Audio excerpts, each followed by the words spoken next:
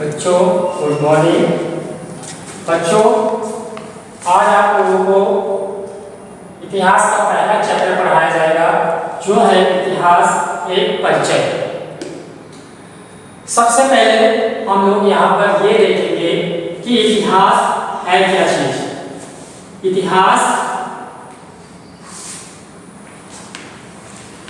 जो कि दो शब्दों से मिलकर के बना हुआ है। पहला प्लस हास,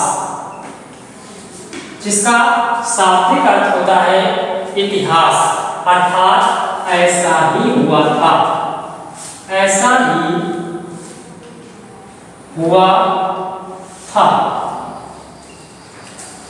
इतिहास का जो अर्थ है वो है ऐसा ही हुआ था। अब हम लोग जरा ये देखें कि इतिहास की परिभाषा क्या हो सकती है। इतिहास वह साधन है जिसके द्वारा हम अतीत का अध्ययन वर्तमान के परिप्रेक्ष्य में करते हैं, उसी को हम इतिहास कहते हैं। उसका कारण ये भी है क्योंकि इतिहास हमें प्राचीन काल के बारे में बताता है, और जो भी चीजें हम प्राचीन काल में अध्ययन करते हैं उनका रिलेशन जो है वर्तमान समय में करते हैं। इसीलिए जो इतिहास की परिभाषा हमारी बताई गई है कि इतिहास वह शास्त्र है जिसके द्वारा हम अतीत का अध्ययन वर्तमान के परिप्रेक्ष्य में करते हैं। अब बात आती है आगे कि इतिहास के पार्ट्स क्या है। जो हमारा इतिहास है उसके दो पार्ट्स हैं। सबसे पहला है प्रागैतिहासिक और दूसरा है ऐतिहासिक। पहला प्रागैतिहासिक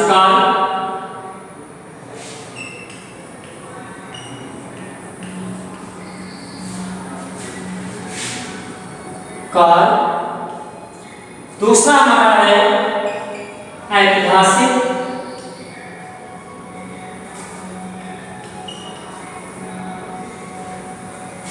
काल। यानी हम अपने इतिहास को दो भागों में बांट सकते हैं, एक तो प्रागैतिहासिक काल, दूसरा ऐतिहासिक काल। प्रागैतिहासिक काल वह काल है जिसके अंतर्गत हमें कोई लिखित साधन प्राप्त नहीं होते हैं, वह काल प्रागैतिहासिक काल कहलाता है। दूसरा ऐतिहासिक काल, इतिहास का वह काल जहां से हमें इतिहास के बारे में लिखित साधन प्राप्त होने लगते हैं, उसी को हम लोग ऐतिहासिक काल बोलते हैं। समझ गए बच्चों कि ऐतिहासिक काल क्या है और ऐतिहासिक काल क्या है। इसके पश्चात चूंकि हम लोगों को भारत के इतिहास का अध्ययन करना है, वैसे तो संपूर्ण विश्व का इतिहास है, इंग्लैंड का इतिहास है, अमेरिका का इतिहास है, रूस का इतिहास है, किंतु हम लोग भारत के रहने वाले हैं, इसलिए हम लोगों को भारत के इतिहास का अध्ययन करना है। और भारत का इतिहास भारत के इतिहास का अध्ययन करने के लिए सर्वप्रथम ये जानें कि भारत जो है उसका प्राचीन नाम क्या था, यानी प्राचीन समय में भारत को क्या कहा जाता था। तो भारत को प्राचीन समय में भारतवर्ष के नाम से जाना जाता था। आगे चल करके भारतवर्ष को 3 नामों से और जाना गया, जो आप सभी लोग जानते हैं। पहला है भारत, हिंदुस्तान,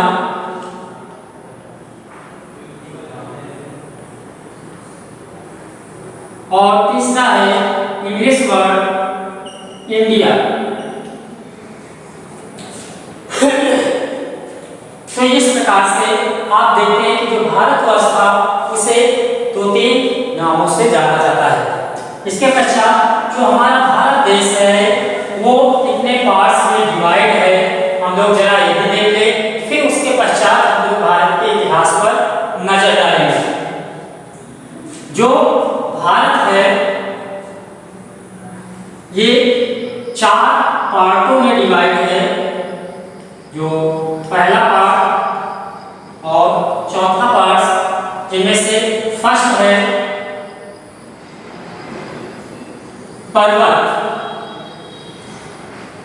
दूसरा है विशाल मैदान,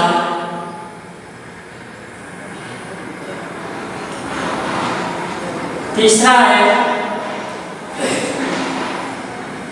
पठारी क्षेत्र,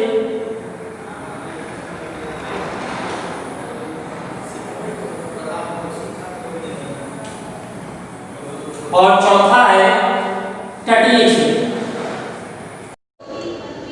फोर्थ देखिए बेटा, फोर्थ है तटीय क्षेत्र। तटीय क्षेत्र जो कि समुद्र के आसपास का क्षेत्र होता है, उसी को हम लोग जो है तटीय क्षेत्र के नाम से जानते हैं। जैसे अगर हम लोग ये देखें तो यहाँ पर आपका गुजरात है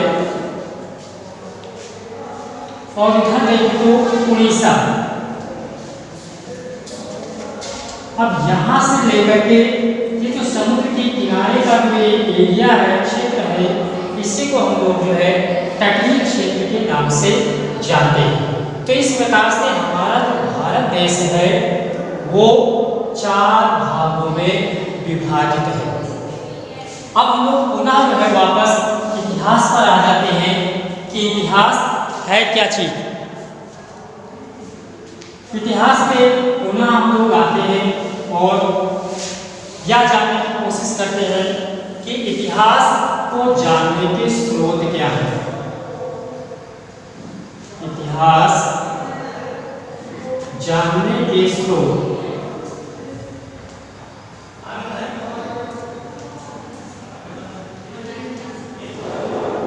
आप लोगों ने देखा कि जो इतिहास शब्द है वो इति धन आस से मिलकर के बना हुआ है, जिसका अर्थ है ऐसा ही हुआ था।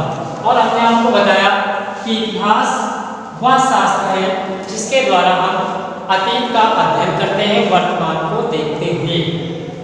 इसके बाद हमने बताया कि इतिहास के 2 पार्ट्स हैं, प्रागैतिहासिक काल, ऐतिहासिक काल। प्रागैतिहासिक काल वह काल है जिसके अंतर्गत हमें लिखित सामग्री उपलब्ध नहीं होती है, यानी ऐसा काल जो सिर्फ ओरल हुआ करता था, उसमें जो भी कुछ घटा उसकी लिखित कोई जानकारी हमारे पास नहीं है। और लिखित यानी ऐतिहासिक काल वह काल है जिसके अंतर्गत उस समय की होने वाली जो भी घटनाएं थी उनकी लिखित जानकारी जो है हमारे पास उपलब्ध है, उसी को प्रागैतिहासिक काल कहते हैं। इसके बाद हम लोगों ने भारत के बारे में जाना कि भारत को जो प्राचीन काल में जिस नाम से हम पुकारते थे वो था भारतवर्ष। इसके पश्चात भारत को हिंदुस्तान भी कहा गया, भारत को इंडिया के नाम से भी जाना गया और भारत को भारत के नाम से भी जाना गया। अब आते हैं इतिहास जानने के स्रोत। ये बहुत मजेदार बात है, क्योंकि जब तक हम इतिहास के स्रोत नहीं जानेंगे कि इतिहास किन किन स्रोतों से या किन किन स्रोतों से हमें इतिहास के बारे में जानकारी मिलती है, तब तक आगे के इतिहास की जो परिधि है वो हम लोग अच्छी तरीके से नहीं समझ पाएंगे। तो पहले हम लोग क्या करते हैं, इतिहास जानने के कुछ साधन, वो पुरातत्व।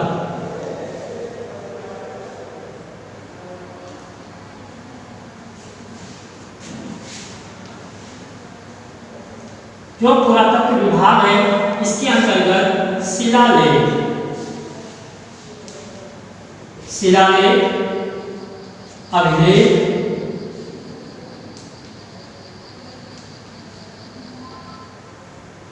या खुदाई से प्राप्त ऐसे साधन जिनके द्वारा हमें उस समय के इतिहास की जानकारी प्राप्त होती है, उन्हीं को हम लोग जो है शिलालेख या अभिलेख कहते हैं। यानी ये ऐसी जानकारी है जो हमें पुरातत्व या शिलालेखों या अभिलेखों से ज्ञात होती है। क्योंकि देखिए फिर समझिए कि खुदाई से प्राप्त अवशेष या यूँ कह लें खुदाई से प्राप्त अवशेष, तो खुदाई से जो भी हमें वस्तुएं प्राप्त हुई हैं उन वस्तुओं से हमें उस समय के इतिहास के बारे में जानकारी प्राप्त होती है। दूसरा है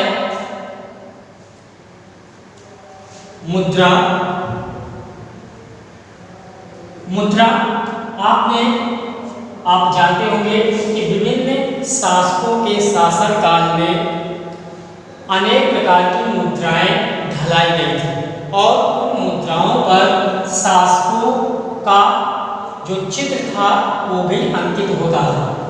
तो उन मुद्राओं से हमें उस समय के शासक और इतिहास दोनों के बारे में जो है जानकारियाँ प्राप्त होती है। इसके अलावा तीसरे नंबर पे हम रख सकते हैं जो विदेशी शासक थे, विदेशी यात्री शासक नहीं, विदेशी यात्री। विदेशी यात्री जो कि विदेशों से भारत आए हुए थे, उन लोगों ने जो भी पुस्तकें रचित की, उन पुस्तकों में उस समय के शासक और इतिहास के बारे में लिखा। तो इन्होंने विदेशी यात्रियों ने जो भी किताबें लिखी, उन किताबों के अध्ययन से उस समय के शासक और इतिहास के बारे में हमें जानकारी प्राप्त होती है। चौथा साहित्यिक ग्रंथ भी है। साहित्यिक ग्रंथ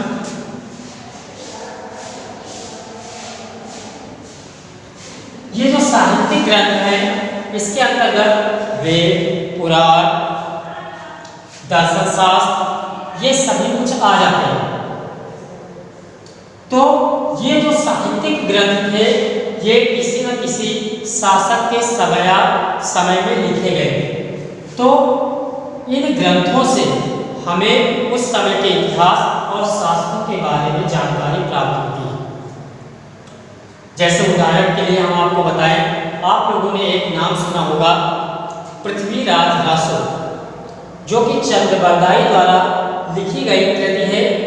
और चंद्रबरदाई जो था वो पृथ्वीराज चौहान के दरबार का कवि था। तो पृथ्वीराज के बारे में हमें जो भी उचित जानकारी प्राप्त होती है वो प्राप्त होती है चंद्रबरदाई की उस पुस्तक से। ठीक है, तो इसी प्रकार से ये आपके कुछ ऐसे स्रोत हैं जिनसे हमें उस समय के इतिहास के बारे में जानकारी प्राप्त होती है। और ये जो हमारा इतिहास है ये लगभग 3 भागों में विभाजित है। एक तो प्राचीन इतिहास, दूसरा मध्यकालीन इतिहास और तीसरा आधुनिक इतिहास। क्योंकि सरलता के दृष्टिकोण से हम लोग जो हमारा इतिहास है इसे 3 भागों में डिवाइड कर देते हैं ताकि समझने में और पढ़ने में सरलता हो। यानी प्राचीन इतिहास, दूसरा मध्यकालीन और तीसरा आपका आधुनिक। ये जो 3 इतिहास के पार्ट्स हैं इन्हीं में सारा इतिहास हमारा भारत का छुपा हुआ है। तो इस प्रकार से जो इतिहास जानने के स्रोत हैं पुरातत्व, मुद्रा, विदेशी यात्रियों के विवरण, साहित्यिक ग्रंथ, इनके द्वारा हमें प्राचीन इतिहास के बारे में जानकारी प्राप्त होती है।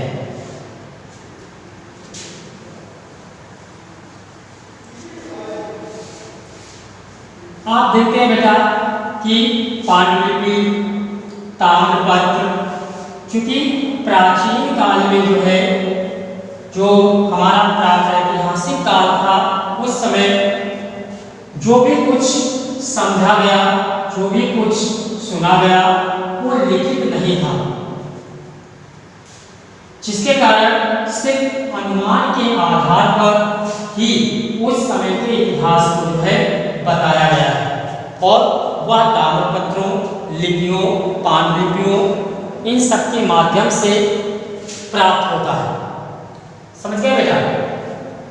अब हम लोग आज की क्लास को यहीं पर स्थगित करते हैं। नेक्स्ट क्लास में हम लोग आगे चर्चा करेंगे इतिहास के बारे में, आदि मानव की कहानी। तब तक के लिए धन्यवाद।